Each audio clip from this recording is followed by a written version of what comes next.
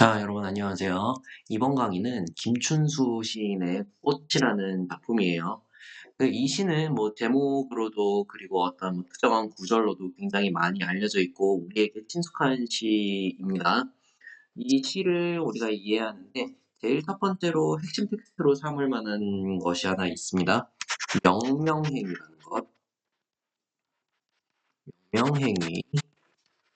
명명행위라는 건 뭐냐면은 이름을 부르는 겁니다. 이름을 부르는 거는 이제 사실 상대의 존재를 부르고 또는 이제 그 상대의 존재를 알고 있는 그런 인식하는 행위 정도로 이해를 할 수가 있겠죠. 그래서 시적화자는 자기가 이제 그의 이름을 불러주면서 그의 존재를 인식했던 것처럼 그 역시도 나의 이름을 불러서 자신의 존재를 이제 좀 인식을 하고 서로 이제 진정한 관계를 맺었으면 하는 그런 희망을 담아내고 있는 시라고 볼 수 있습니다. 같이 읽어보도록 할게요. 내가 그의 이름을 불러주기 전에는 그는 다만 하나의 몸짓에 지나지 않았다.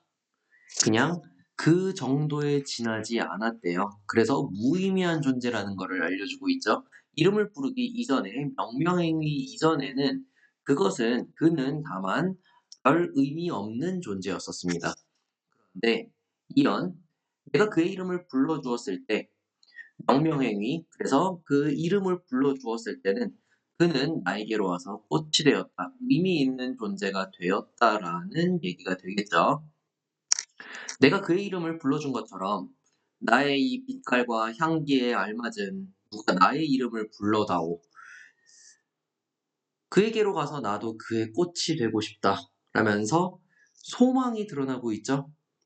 내가 그의 이름을 불러서 그가 나에게 와서 꽃이 되었던 것처럼 나도 누군가가 나의 이름을 불러줌으로써 자신의 존재를 좀 인식을 해줬으면 좋겠다라고 이해를 하고 있는 것입니다. 나도 그의 꽃이 되고 싶다라는 겁니다. 그리고 그런 것들은 이제 나와 너의 관계가 아니라 우리라는 그 공동체적인 의미로 다가옵니다.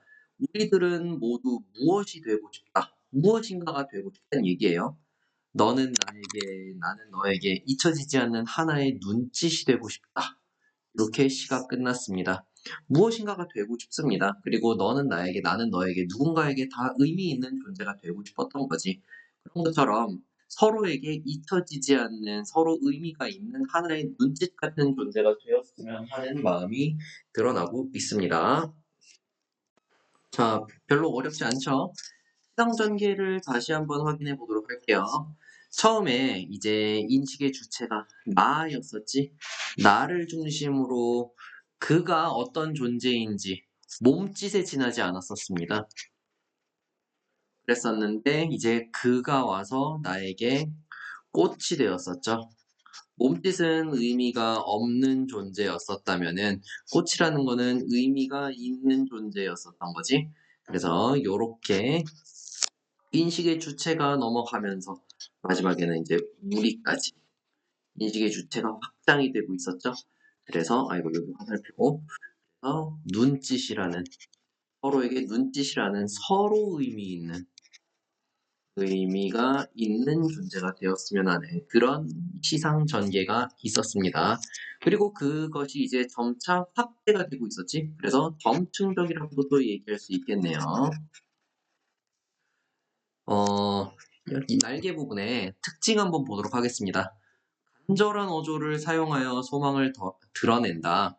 그래서 뭐뭐해 다오 같은 어미가 이제 간절한 어조를 잘 드러내고 있죠. 두 번째, 존재의 의미를 점층적으로 심화 확대했다. 방금 전에 쌤이 얘기했었던 부분이네요. 그 다음에 세 번째, 사물에 대한 인식론과 존재론을 배경으로 했다. 이 얘기는 이제 뭐 철학이랑 좀 관련이 있는 얘기인데 사실 이 시랑 이제 다른 시랑 좀 묶어서 가다 보면은 뭐 인식론, 존재론 이런 얘기들을 좀 같이 해야 됩니다. 근데 너무 깊이 들어가지 않도록 할게요. 여기서는 그냥 너나 나나 그리고 우리 모두 전부 다 서로에게 의미 있는 존재가 되었으면 한다라는 그런 인간의 본래의 욕구 같은 것이죠. 그런 것이 잘 드러나고 있다라고 볼 수 있겠습니다. 어렵지 않죠? 좀 더 읽어보도록 하겠습니다. 이해와 감상.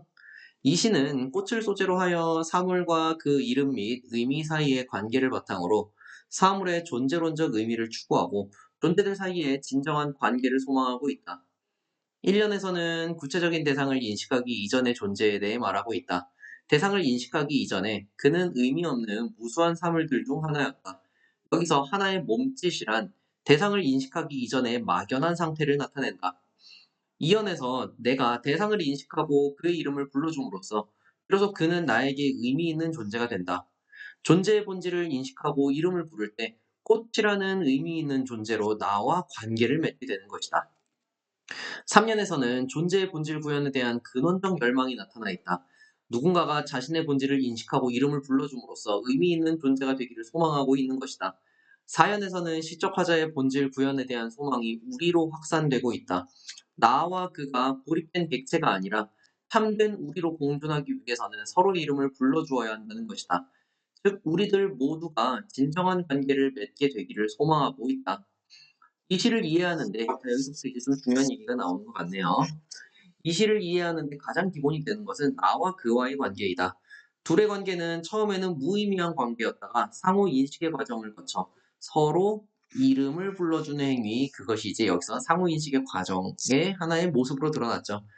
그런 과정을 거쳐 서로에게 꽃이라는 의미 있는 존재로 변모하고 마침내 오랫동안 잊히지 않는 의미를 지닌 존재, 그러니까 눈짓이라는 것이 될 수 있음을 보여준다.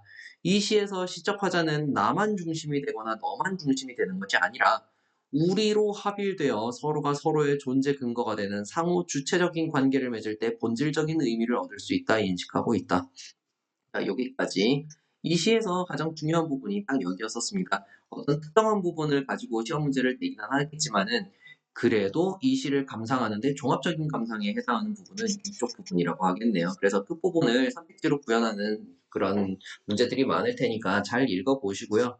그리고 마찬가지로 이 시의 내용이 추상적인 내용들을 담고 있기 때문에 이런 식구풀이도 같이 꼭 잘 읽어보셔야 되겠습니다.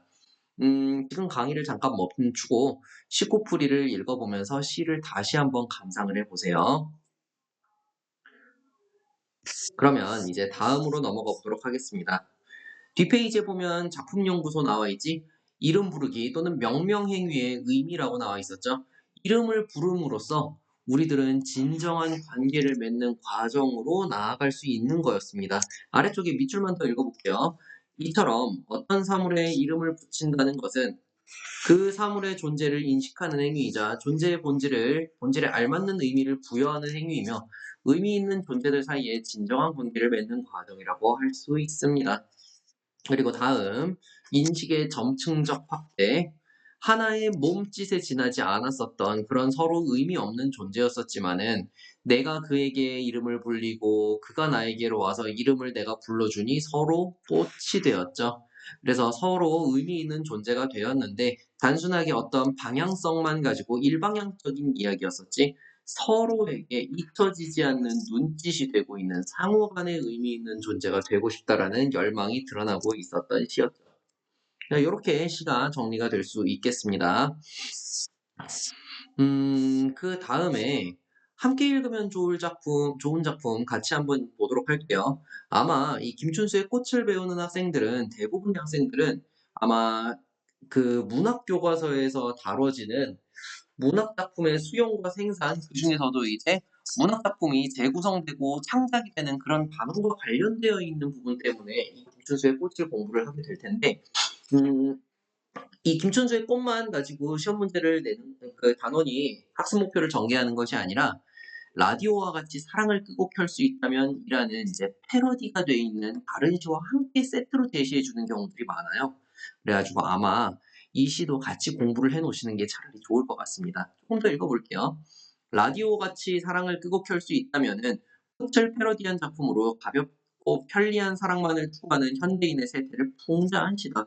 아까 전에는 이제 서로 간의 관계에 대해서 본질적인 고찰을 담고 있는 시라고 얘기했었는데 요번에는 현대인의 세태를 풍자하는 시래요.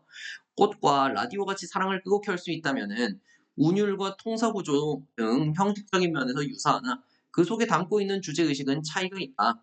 즉 꽃은 존재의 본질적 의미와 진정한 관계에 대한 소망을 표현하고 있는 반면에 라디오같이 사랑을 끄고 켤 수 있다면은 쉽게 만나고 쉽게 만나고 헤어지는 현대인의 사랑에 대한 비판을 하고 있는 시라고 본답니다. 그래서 요 시를 다 공부를 하시고 쪼끔 더 시간이 되신다면은 그다음 강의에 라디오 같이 사랑을 회복할 수 있다면이라는 강의가 아마 있을 텐데 그 강의도 같이 공부를 해 보시는 게 좀 종합적인 문학 공부에 도움이 될 것이라고 생각합니다. 옆에 날개 부분에 문제 한번 풀어 보시고요. 강의는 여기까지 할게요.